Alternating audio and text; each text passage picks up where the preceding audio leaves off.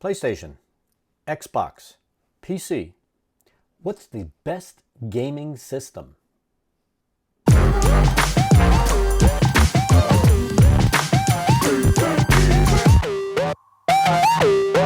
If you enjoy the content on the channel, be sure to hit that like and subscribe button down below.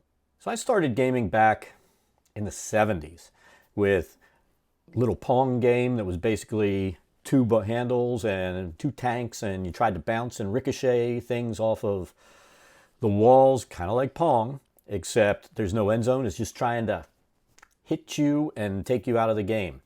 Loved playing that game. Things really took shape when things like the Commodore 64 and TRS-80 came out.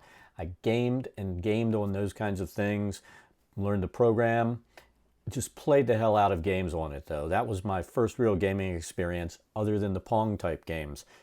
Gaming really blew up once Atari and ColecoVision came out. Spent hours of playing games there instead of going to the quarter arcades where you'd go and dump quarters all night long and play games. You started getting systems like the original Nintendo Entertainment System. Played a lot of that, gamed on computer this entire time. Then something absolutely groundbreaking came out when the Sony system came out. The PlayStation 1. Got that mid-90s, and it was a total game changer for me.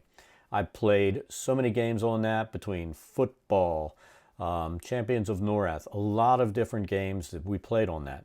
And where it was also a game changer for me, late 90s, had my son. Once he hit about 5, 6 years old, he really started to show an interest in gaming. I pulled out that old Nintendo Entertainment System, and I still look back fondly with hours spent playing with him, playing things like Heavy Barrel, Legend of Zelda, just enjoying gaming. Seeing it through the eyes of my kid, the way I saw it, it really reinvigorated gaming for me. Now, the PlayStation, that came out, we played tons of games. I still remember listening to him, cackling, having a great time playing games like Champions of Norath with me. Then PlayStation 2 came out, additional games played. Then PlayStation 3, once we got that, we spent thousands of hours playing games like Destiny, Call of Duty together as he got older. Also, at the same time, built gaming PCs for him, myself. I mean, I've built PCs for everybody in the house. It's been a long-term thing, going all the way back to the days when you first could get components and build PCs for me. Now we have PS4 just ending its life cycle, PS5 coming in, we have next-gen consoles, and you also have great gaming PCs. Now, what does this all have to do with anything? I've spent years playing video games, years playing on consoles, computers, everything you can think of, and the most important thing out of all of it was the experience of having fun. Fun playing with my family, friends.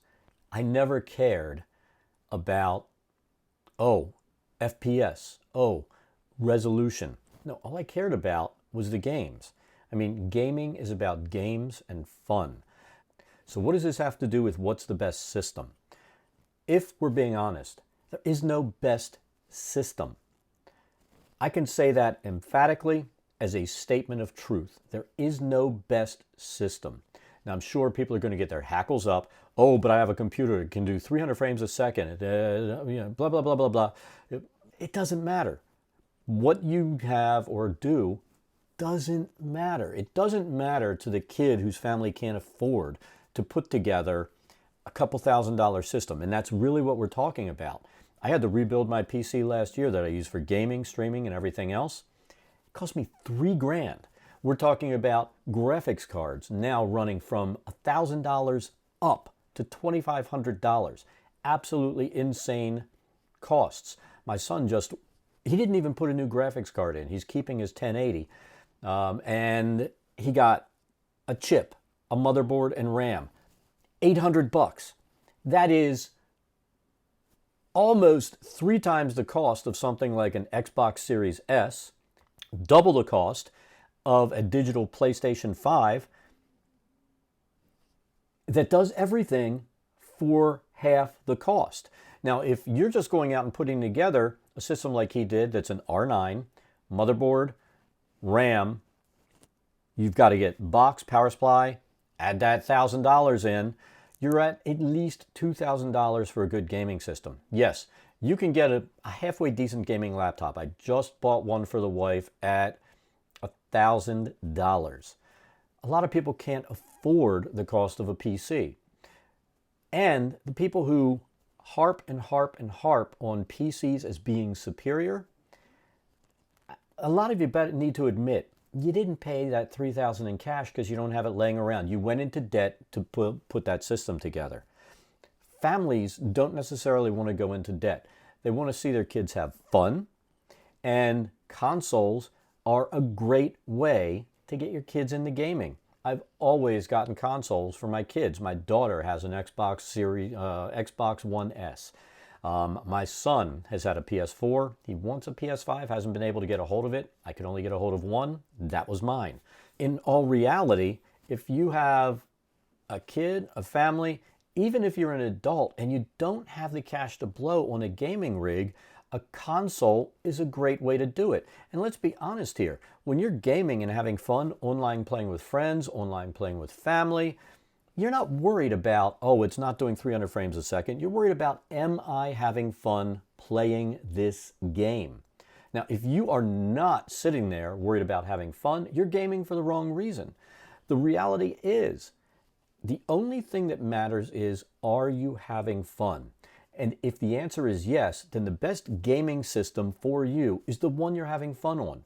And if the one you have and have fun on is what you can afford, there's nothing to be ashamed of. And if you have a friend who sits there and says, oh, my gaming PC can do this, this, and this at this many frames a second, it's better than yours, your friend is an asshole. Anybody that uses that as an argument does not live in a place that I like to call reality. Your friends play on what they want to play on. You play on what you want to play on, and it may not even come down to you can't afford it. You see it like I do. It's kind of blowing money especially if all you're doing is using it for gaming. The best system is what you have in front of you that can do games.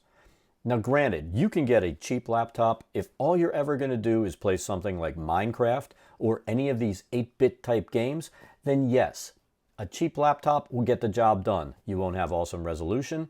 A couple years down the road, it's going to be obsolete and not work that well, but it'll do the job. Now, if you really want to game, play AAA titles, and have stuff that will work for years, then maybe a console at the same price or less than a cheap laptop will fit the bill for you and do a great job. And there's one other thing I want to talk about, and that's life cycle. Now, the PC gamer people, and I'm going to say this, I'm a PC gamer, but I'm also a console gamer. I own an Xbox. I own a PlayStation 5. I even have a Wii out there. I don't use anymore, but we played the hell out of that as a family and had a great time. Awesome system for that type of gaming. I've got consoles, PC, all this stuff out the yin-yang, and I don't believe any is better than the other. What is the best for me is what I'm playing on at the time because I have fun no matter what I'm doing. But let's talk about life cycles. I digressed. My PlayStation 4, they came out in 2014. Mine technically died because I put a shit ton of hours in on it every day. You watch me stream, you know I play a ton of games and a ton of gaming. And that thing died Thanksgiving of 2019. So 5 years it lived. My son has one that was a release day. It still works. That's an awesome life cycle. A PC is may not last as long. And this is why. People are going to be like, oh, you can always upgrade. There's going to come a point where your CPU has to be upgraded because it's not keeping up with the games. You end up with bottlenecks. You have all kinds of issues as you start putting more recent components in, newer graphics cards, you're going to run into bottlenecks. When that happens, you're going to have to go and rebuild that thing. And again, you're back at a couple $1,000 investment. Now, if you're a console gamer, you only have to worry about an investment every, now we're looking at 7 years. That $400 or $500 console, I forget what I paid for the PS4. I think it was $400. That is an awesome deal over those 7 years. The life cycles, whether it's a console or a computer, are about the same. I had to rebuild my computer that was built 5 years ago with an 8350 AMD chip because the chip and motherboard went up. I had to build it. That was a big outlay. When I built that one, it was still a $1,000 outlay. No matter what, the computer is going to be a larger outlay. And you have to look at how much you can afford to put out to be able to game. Is it worth a couple of $1,000s to get a few frames per second more, especially now with next-gen consoles that can do 4K at 120 FPS? I don't think it is. But if that's your boat, I've got a machine that can do 300 frames a second in 4K, and it doesn't matter. I still play a ton of consoles. So again, there is no best console. The best console is what you have, what you can afford to play on, and what you have fun playing on. Don't let these people who try to pretend that they're somehow superior because they have a PC that can run at 300 frames a second. They're not superior. They're just being assholes and trying to make themselves feel better. You be you. Play what makes you smile. Have a great time. And don't worry about what other people have. That's the best advice I can give you. Be happy with what you have that you enjoy playing on. That's it for this video. Remember, hit like, subscribe, all that stuff down below, and we will see you next time.